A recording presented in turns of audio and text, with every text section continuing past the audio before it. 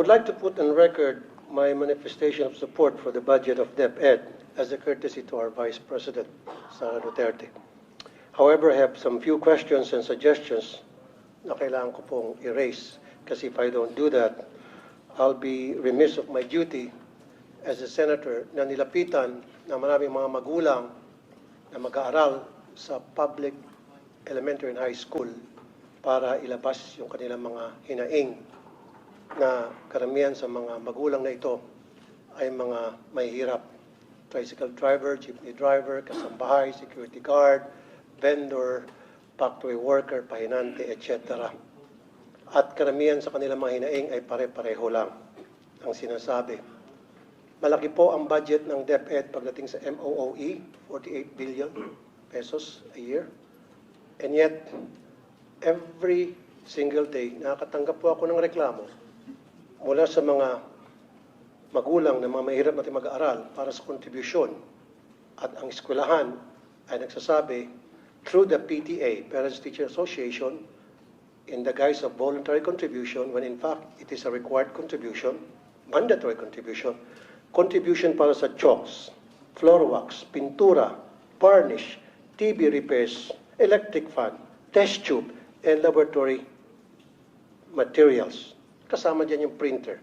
At alam ko po, yan ay napapaloob sa supplies and equipment na meron pong bilyones na budget from DepEd. Isa pa po, or ilan pa po sa mga sinisingil na mga public schools sa mga mag-aaral, na mga magulang, ay utility bills. Yung bayad para sa kuryente ay hiningi ng contribution na para magbayad ay yung mga mag-aaral. Yung bayad para sa janitor, yung bayad po para sa mga security guard, yung bayad po para sa repair ng CR, and pati po dun sa field trip na sana po ay libre.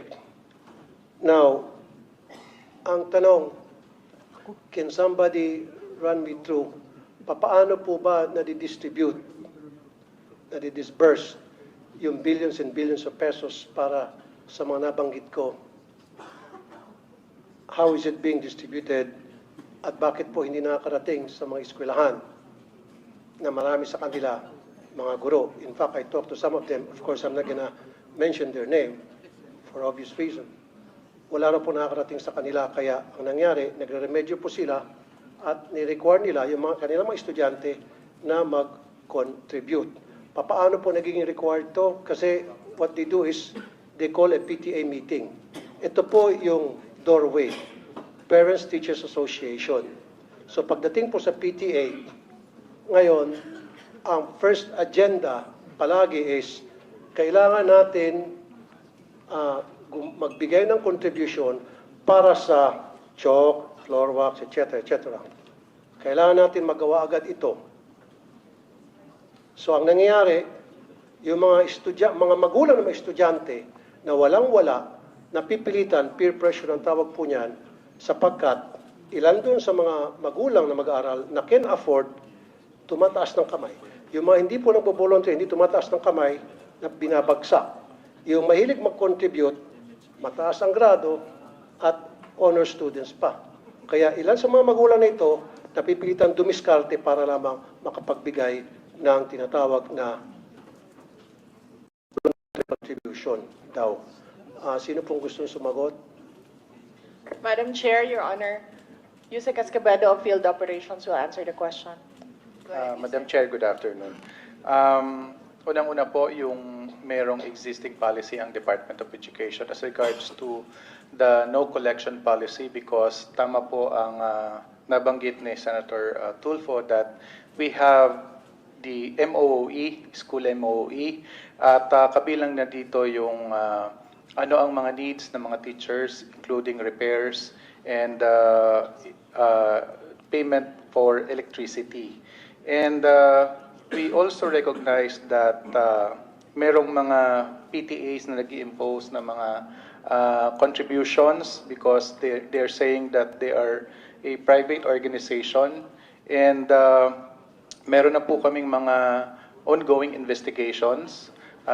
Isa na po dito sa Region 3 where the teacher involved has resigned And Sir, the case, excuse me, let me cut you off. Hindi lang po sa Region 3, sa lahat po ng lugar sa Pilipinas, when I posted sa Facebook page ko yung reklamo ng ilang mga magulang na pumunta po sa radio program ko Wanted sa radyo, binaha po ako ng mga comments from parents all over the country stating that pati sila sa kanilang eskwelahan, yes, meron daw po talagang tinatawag na voluntary contribution from na inimpose po ng PTA. Ang nangyari po kasi sana, ang request ko, pagsabihan niyo po, pag meron pong PTA meeting, dapat wala na akong pag-uusapan na tungkol sa contributions. Dapat ang pag-uusapan lang po sa lahat ng PTA meeting, i-require nyo po, ay tungkol lang po sa academic performance ng mga estudyante o yung mga problema at hinaing ng mga estudyante, period. Kasi ang nangyari, tuwing PTA meeting, 101% ang unang agenda sa meeting na yan, and I have proof from parents and even teachers na ang first agenda tuwing magkakaroon ng PTA ay project. Ano ang pwede natin magawang project sa eskwelahan? Repair para sa CR. Varnish para sa silya na nasisira na. Bili tayo ng chalk, bili tayo ng floor wax, bili tayo ng ganito, ganon, ganon.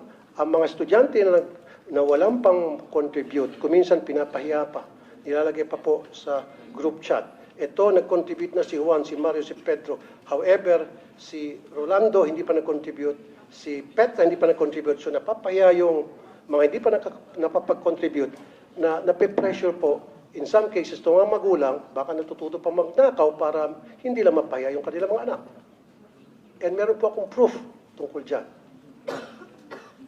And in fairness po sa inyo, this has been going on for many years. Even as far back as yung administration pa po, I can remember Brother Armin Luistro.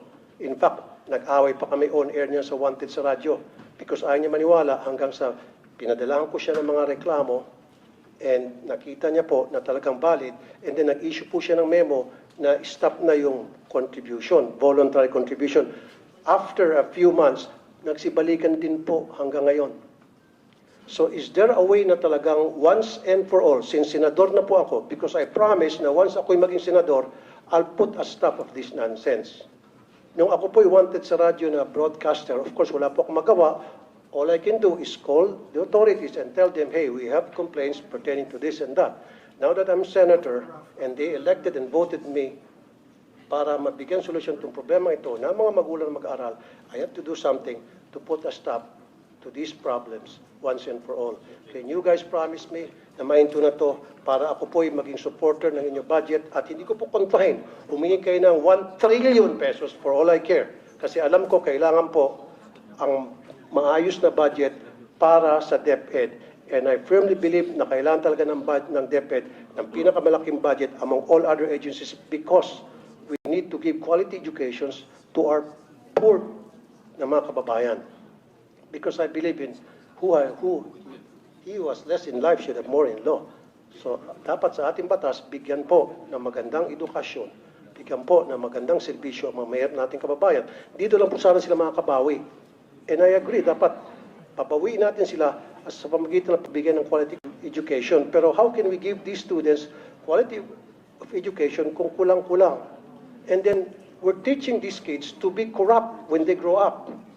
How and why? Because they know and they knew na yung paghihingi sa kanilang contribution ay pangingikil. Sir, So pag lumaki po itong mga estudyante, makikita nila na okay lang pala yung mangingikil kasi si teacher nangingikil sa amin. So paglaki nila, there's the possibility na baka mangingikil sila. Okay, Senator Tulfo, your time is up, no? You've been informed that your time is up. You've responded, but kindly respond again. Yusek Escobedo. Madam Chair, Your Honor, number 1, you asked the question on how you can help. Paano kayo makatulong na senator na kayo ngayon? Pwede po kayong gumawa ng batas na ipagbawal po ang voluntary contribution sa mga PTAs. And then, pwede po nating i-implement yan. May penalties po yung teacher or parent na mag-insist na merong voluntary contribution. Ang mga PTA po, just like all the other associations, are guided by the majority. Kung ano po yung nadedesisyonan ng majority doon sa kanilang association, yun po yung nasusunod. Now, it is a voluntary contribution. Ibig sabihin, hindi po pinipilit yung mga estudyante o yung mga magulang na mag-contribute kung yun man ang nadesisyonan na project ng PTA.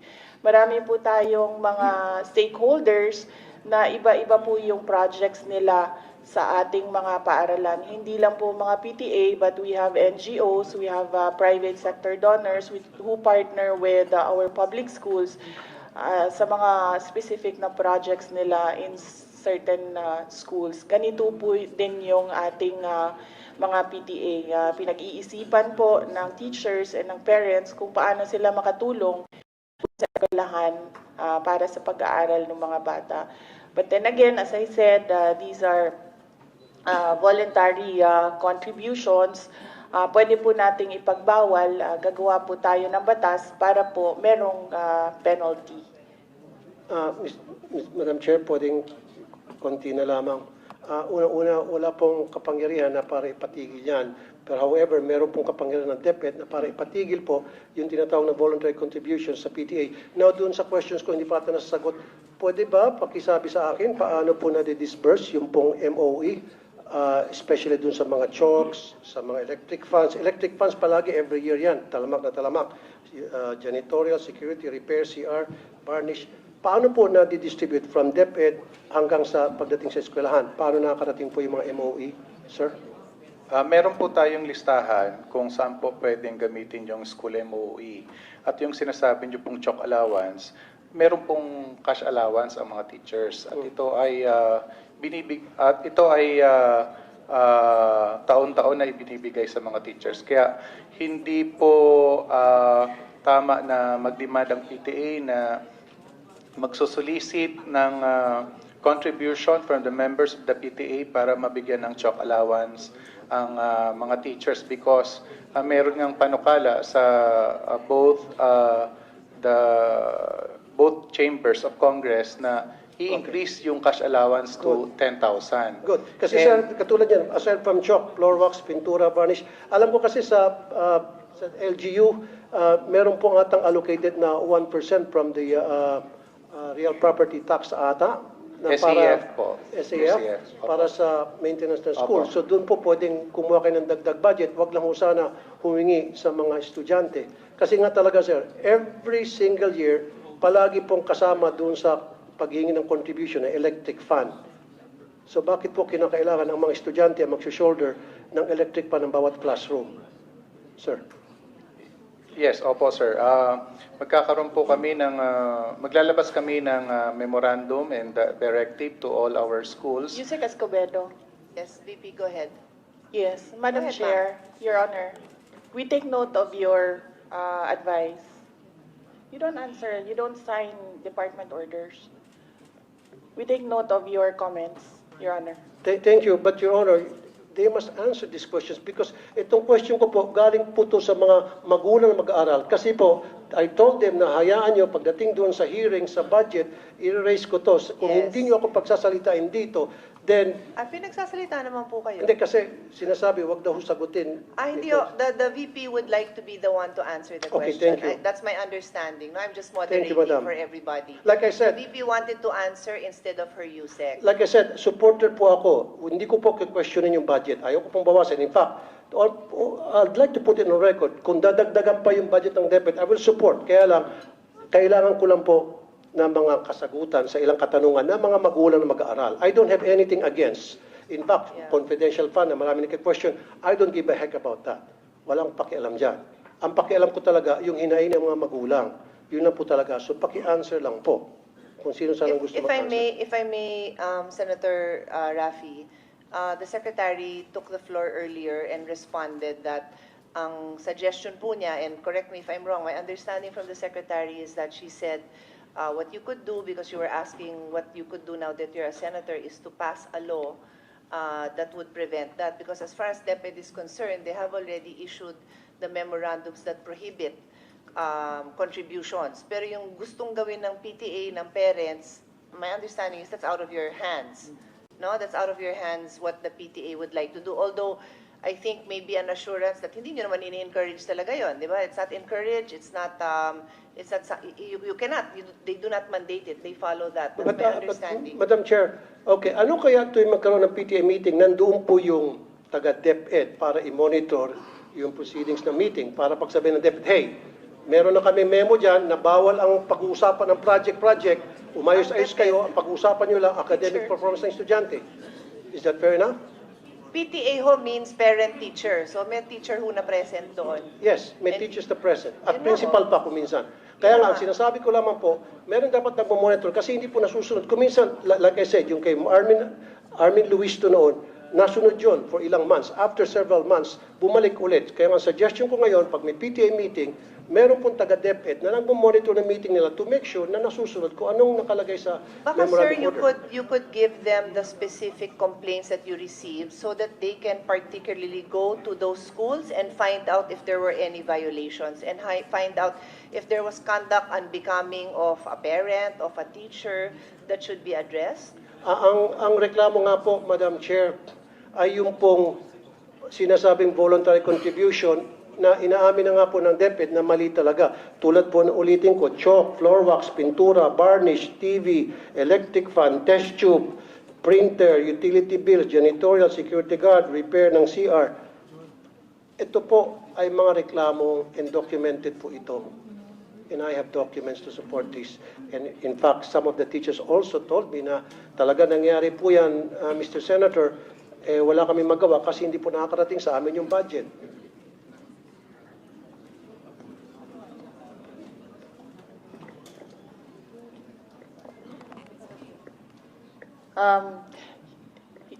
Madam Chair, Your Honor, we will submit the downloading of MOOE up to the school level to the Finance Secretariat. At ito na lamang po, Madam Chair, test tube.